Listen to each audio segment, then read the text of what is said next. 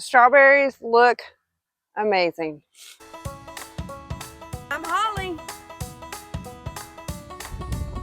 Drew here. I'm Jerry.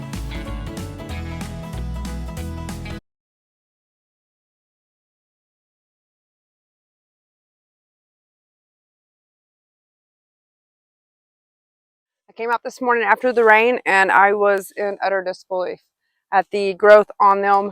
And I also counted them. In the end, it looks like I may have lost around 43. I bought 200. So I'm thinking around 75%, just a guess, not exactly accurate. By all means, I'll take it. And the 43 that I did count may actually make it. They just aren't making it yet. So the bird is still out on that one. But I couldn't be happier. Okay. So that's new little fresh growth there.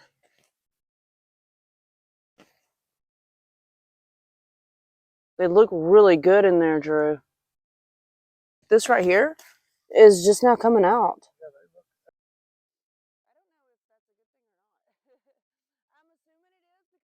They like cold weather, so they should be fine during the cold weather. And as long as we keep them from freezing, then they should be growing. I don't think they necessarily stay completely dormant is what I'm trying to get at, I guess.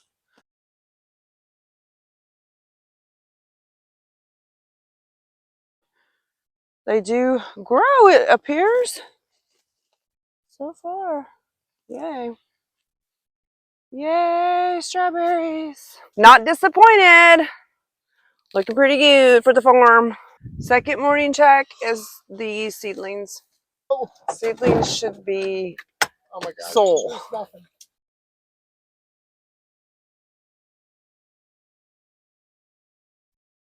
I need to, I think these are okay. Yeah, they are.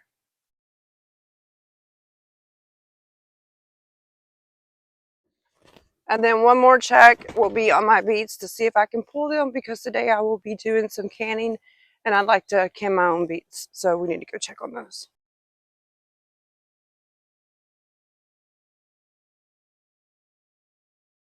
Okay. Nothing. Nothing, huh? Basically nothing. So it happens when you plant in the deep heat.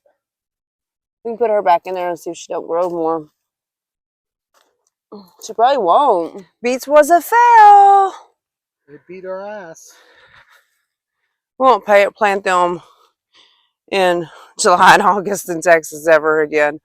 Okay, so we put these in August 7th, and basically they didn't do anything. There was just too much heat.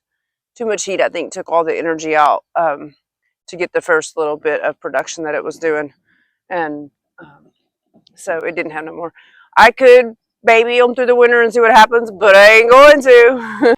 That's okay. You live and learn. Farm life. I guess the wagon doesn't get broken today. Oh, you don't want to know what we're up to. I got microgreens going on. I got onions going on. I got beets. I got spinach and beets that I don't know what to do with. It's crazy here on the farm. Just because it's winter, don't mean it's over for us. Last year, I got a sore back and the farm went down. So what did we do? We hibernated all winter long, and we are lazy this winter. But Drew, he's about to learn something. Hibernation's over. We got to get on this farm. We have a lot of stuff to pick up from last year. We have fabric to get done. We have poles to get done. And maybe, just maybe, a greenhouse. Hopefully, because me and Papa, we ain't rich. So last year in this area, we had peppers here and cantaloupe here. The peppers suffered majorly because of the heat. So, of course, we don't know what we're doing. So we're trying to learn, but everything's a process. You go from a small little farm to a huge one, there's a huge difference. This year, I don't know what we're going to plant here. We need to call it something. We need to plant something here, that's for sure. The problem is that it gets a lot of shade, so you have to keep that in mind. Maybe flowers we'll just have to look and see. If you got any suggestions, drop them in the comments. So here with the peppers, they did really well this year for us. We were very impressed by the longevity that they have given us. And in the end, they actually came back and put forth another succession planting of themselves. And the heat was really bad this year, but they survived it. They actually enjoyed it to some degree. It did stunt their growth for sure, but in the end, they put forth one more batch of peppers. That batch of peppers went on to become our cowboy candy, and it is hot. In this area, we planted Brussels sprouts and cabbage. We also planted spinach and lettuce down a little bit further. If you watch my videos, you'll see me planting in this spot twice, trying to the very first ones were just seeds and they never popped. In the end, I was afraid that it was because they were seeds that they just didn't do it. They didn't even get time enough to take the nutrients out of the soil. So I did some seedlings, popped these in, and this is what we got. However, it was too late in the season by that time. I'd already experimented way too much. And so we got the leftovers, and these are not producing. It's too cold here in Texas, and they are just barely sitting there. But I am hoping that next year they will produce a beet. And we'll see if it's tough or if it's really juicy. My beets are amazing, so I'm hoping that we'll find out something out of it. Either don't do it or do it. Yeah, Drew, this fabric's got to come up too.